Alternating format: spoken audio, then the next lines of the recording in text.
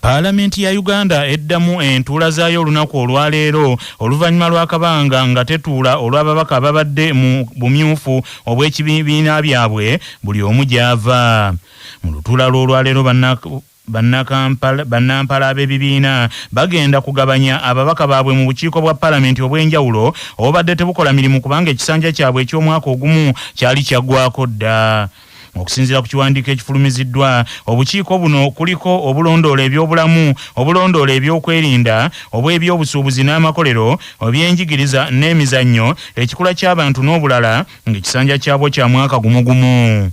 Ababaka bagenda kuweebwa obuvunaanyizibwa ku bukiiko buno era bajja kubuweerezaako okuva omwezi guno okutuuka mu mwezi ogwokutaano omwaka ogujja ekisanja kya Palamenti ey'e11 lwe kinaggwako, olwo Uganda efune Palamenti empya ey'e12.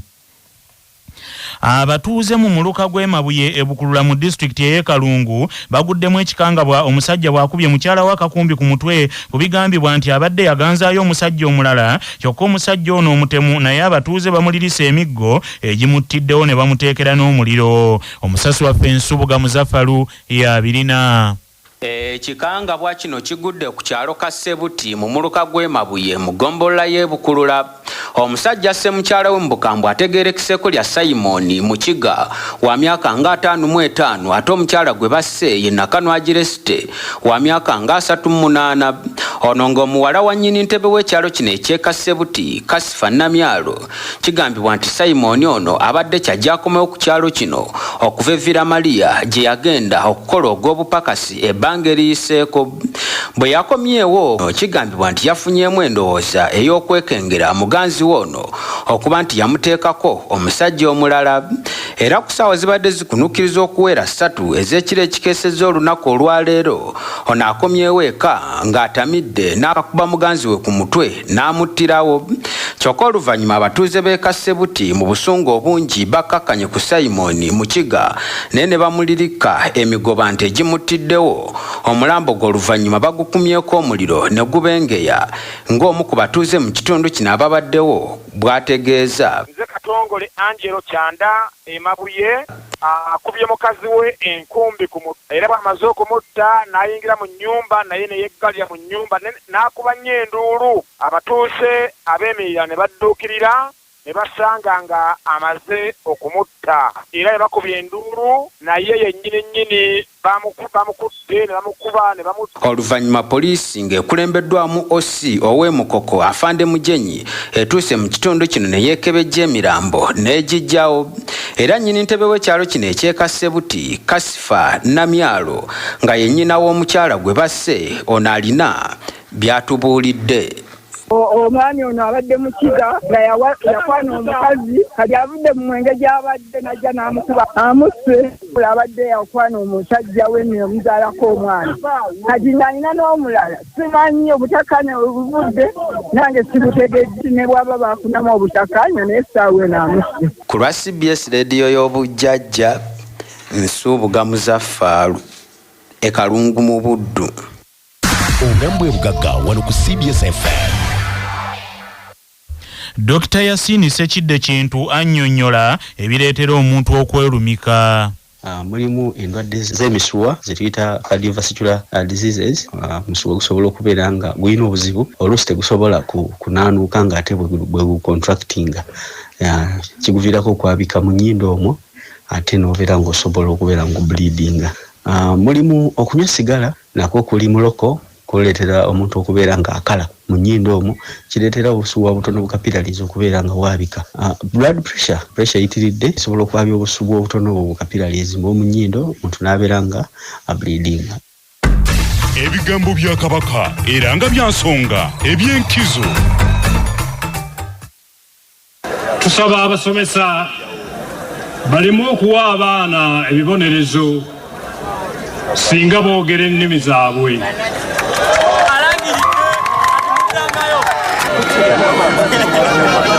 Okwogera era n'okutegeera ennimi zaabwe guba musingi mulungi mu biseera eby'omu maaso. Mu ngeri eyo njagala okutwala omukisa guno okwebaza era n'okusiima ennyo abayimbi abazinyi, abawandiisi b'ebitabo abakoze nnyo okujjukiza buli muntu wano n'ebweru n'ewala nti Buganda yaliwo, ekyaliwo era yakubaawo.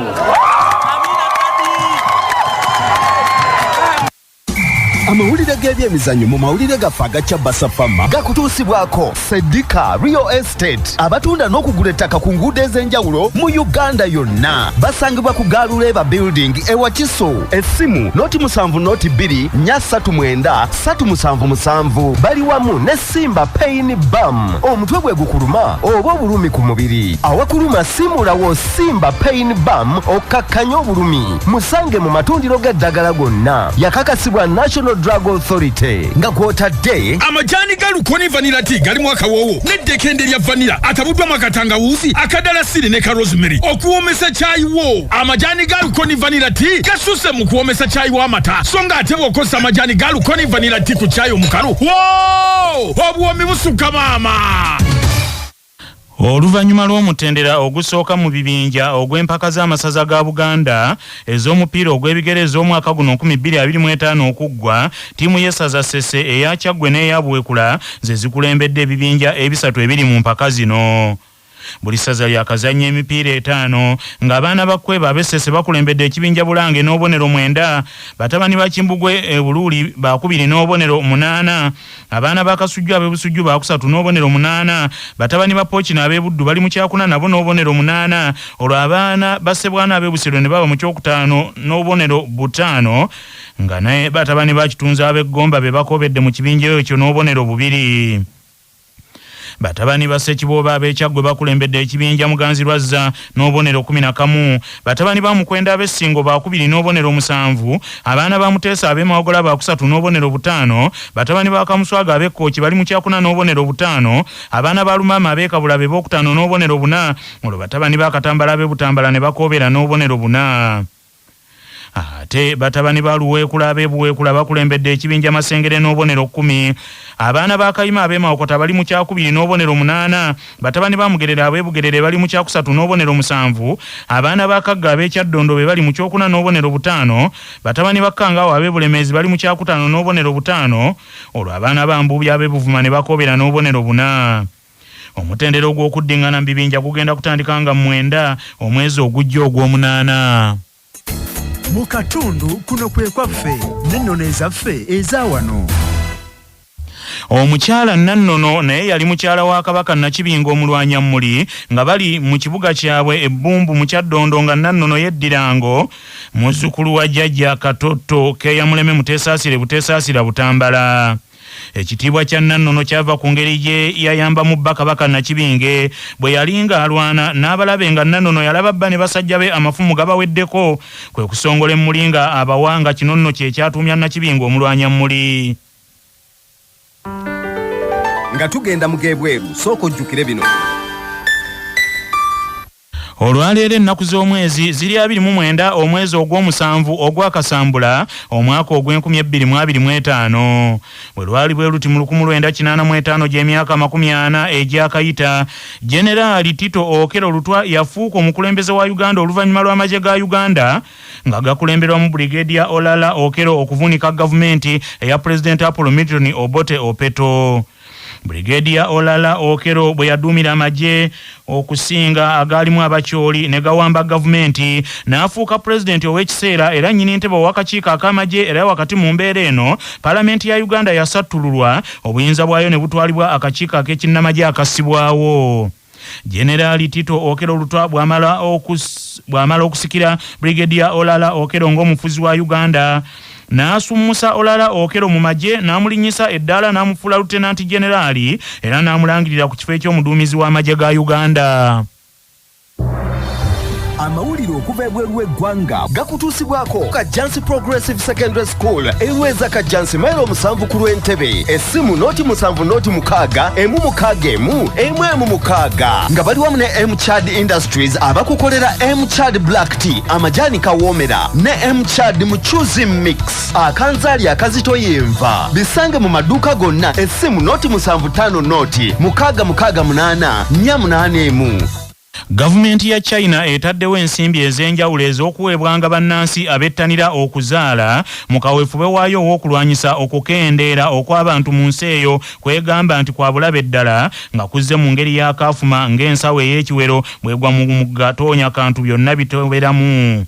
Yadde nga China eno omugatte gw'abantu obukadde 1416 naye okuzaala kw'abantu kwongedde okukendeera nga kwesaze n'ebitundu 92 ku 100 ekyaleetera ne Buyindi okugiyisa nga yeeyina abantu kati obukadde 1463.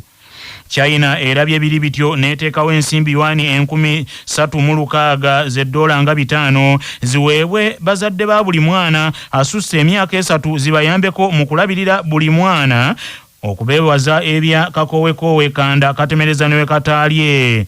Ab'obuyinza e China mu myaka egyayita baali baleetawo enkola ekugira bannansi okuzaala abaana abasukka mu omu nga kaakano gavumenti evuddeyo abantu okubakubiriza lwatu nti bettanira okufuna ezzadde olw'abantu ababadde bongera okukendeera buli olukyanga tebakyayagala yadde okuzaala so nga ensi gyekoma okuba n'abantu abangi n'okuba n'akatale ak'omuzinzi bwetyo n'etajoogebwa.